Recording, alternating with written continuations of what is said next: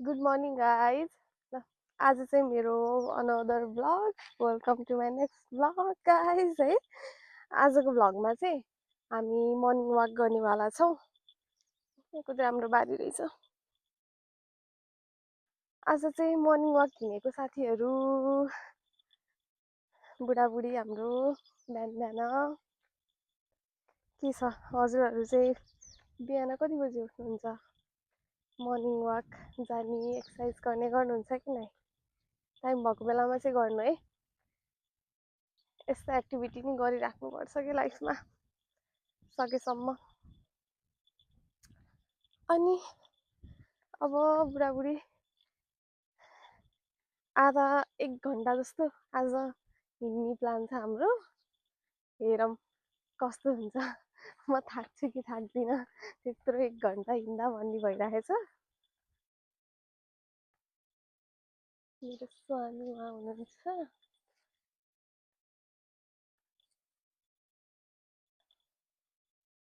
यो भ्लग बनाउनु जान्दिनँ कि मैले अगाडि र पछाडि गरेर मैले यस्तो देखाउँदा हुन्छ? कस्तो देखिन्छ? यताबाट जाने? ल ल हो हुन्छ हुन्छ ठिकै छ। गाइस हेर्नु न रिभर है।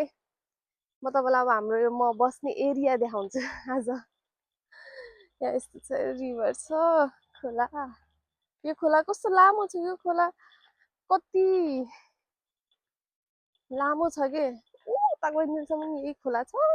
यतापट्टि गइदिनसम्म नि यही खोला छ। यसै खोला चाहिँ लामो छ अनि राम्रो पनि छ। तर अहिले यो बाटोमा चाहिँ यस्तो झाडी झाडी रहेछ होइन। त्यो उतापट्टिको बाटोमा चाहिँ पुरै साकुरा फुल्ने फुलहरू बुटहरू छ के। साकुरा फुल्ने बेलामा चाहिँ यस्तो राम्रो देख्छ त्यो फुलको बाटो। गाइस म त्यहाँ फोटोहरू खिच्न लाग्यो। यस्तो हल्का अर्को भिडियोहरू खिच्न लाग्यो। मेरो बुढा भागिसक्नु भएको छ कि कति छिटो हिँडिसक्नु भएको छ। अब मैले भेटाउनु परेन त म पनि भाग्दैछु। कति छिटो हिँडिसक्नु भएछ कि। हजुर बिहान बिहान हिँडिरहेको हुन्छन्। अबे यो बच्चा चाहिँ स्कुल गइरहेछ त यो बिदाको बेलामा नि। खै म त बुझ्नु सक्दिनँ यता कताबाट जानु पर्यो।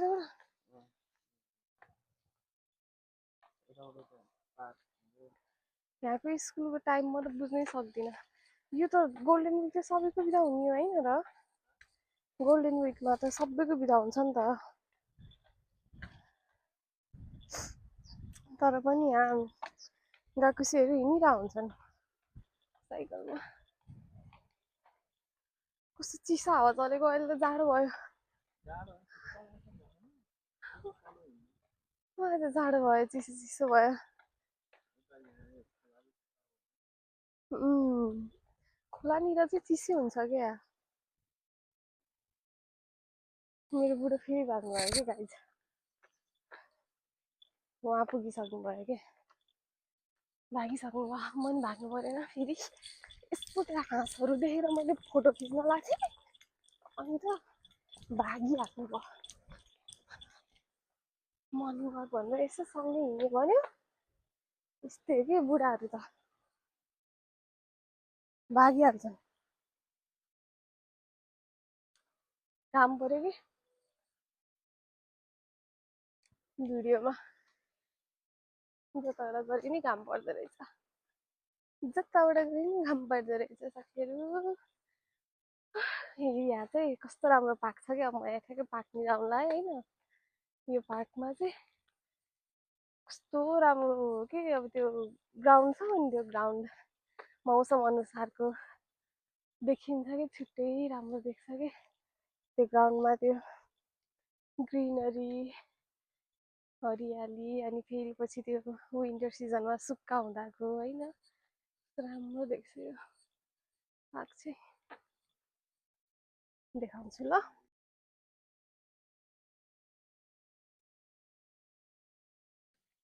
गाइस अहिले हेर्नु नि यहाँ फुलहरू फुल्ने बेला आएको छ के कस्तो राम्रो राम्रो व्हाइट फुल अनि त्यो रेड पिङ्क सबै थरी खालको फुलहरू फुलिरहेको छ कि यहाँ चाहिँ कस्तो राम्रो देख्छ कि फुलहरूको चाहिँ बाटैभरि हुन्छ कि जताततै जहाँ हजुर जहाँ गए पनि यो फुल हेरे फल्ने फुल फुल्ने मौसममा चाहिँ होइन यहाँ जापानमा चाहिँ जता पनि हो कि फुल जता नि बाटोमा पनि हुन्छ गार्डनमा जहाँ पनि रोपिरहेको हुन्छ होइन पार्कतिर अनि मौसम अनुसार फुल फुलिरहेको हुन्छ कि कस्तो राम्रो देख्छ अनि यहाँ पनि कति राम्रो देखिन्छ कि हेर्नु न व्हाइट छ पिङ्क छ रेड सबै छ कि यहाँ फुलहरू छिट्टै राम्रो देख्छ कि हेर्दा पनि अनि प्लस यहाँको फुलहरू होइन कस्तो के रियलिस्टिक मतलब लाग्दैन कि फेक जस्तो लाग्छ कि हेर्दा त्यति राम्रो हुन्छ कि एउटा धुलो पनि हुँदैन है अब यो फुल फेक हो कि रियल हो जस्तो लाग्छ कि छामेर हेर्नु मन लाग्छ कि त्यति राम्रो देख्छ कि यहाँको फुलहरू चाहिँ मलाई त्यो चाहिँ एकदम अचम्म लाग्छ अब नेपालमा खासै त्यस्तो नदेखिनु भएर होला है यहाँको चाहिँ मलाई त्यो चाहिँ एकदम अचम्म लाग्छ राम्रो लाग्छ जे कस्तो राम्रो देख्छ डिफ्रेन्ट अनि फुलको कलर रियल कलर पनि एकदम झ्याप्प देखिने के त्यो कुनै फोहोरहरूले नढाकेको धुलो मैलो केही पनि नलागेको भएर होला होइन फुलको रियल कलर पनि यस्तो झ्याप्प देखिन्छ कि एकदम राम्रो देख्छ एकदम ब्राइट कलरहरू कस्तो राम्रो देख्छ कि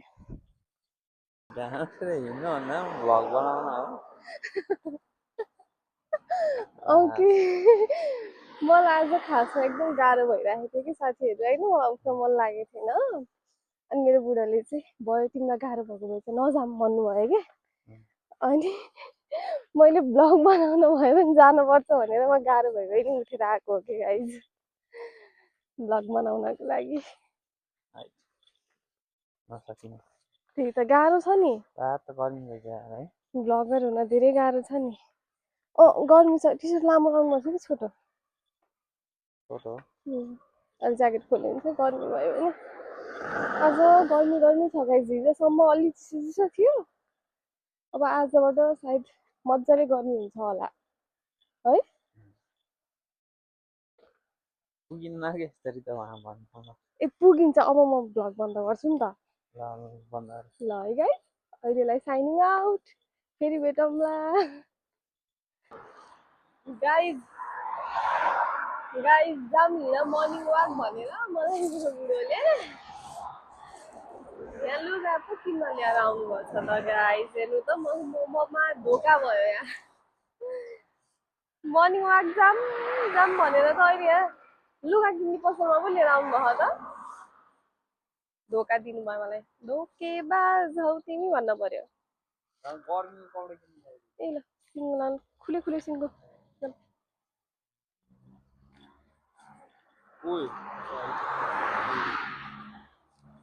Oh my god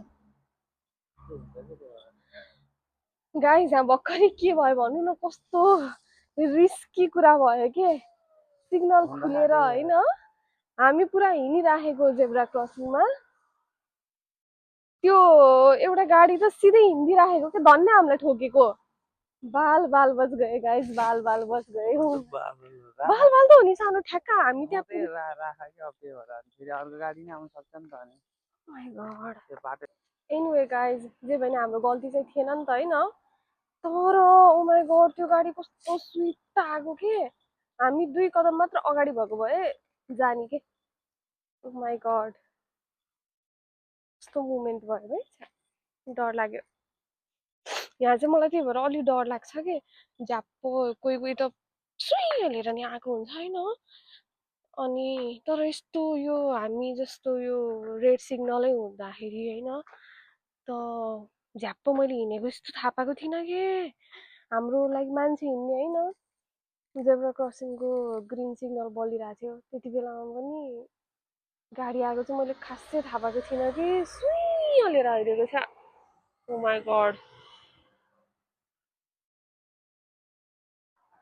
अहिले फिलिङ अब ब्लेस्ड भनौँ न होइन त्यस्तो मुमेन्ट त्यस्तो इन्सिडेन्टबाट नि केही भएन साँच्ची हो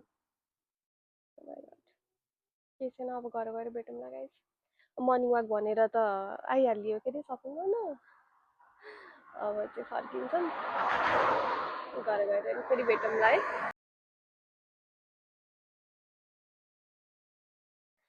गाइज 2 घन्टाको मर्निङ वाक पछि रुम आइपुग्यो हामी।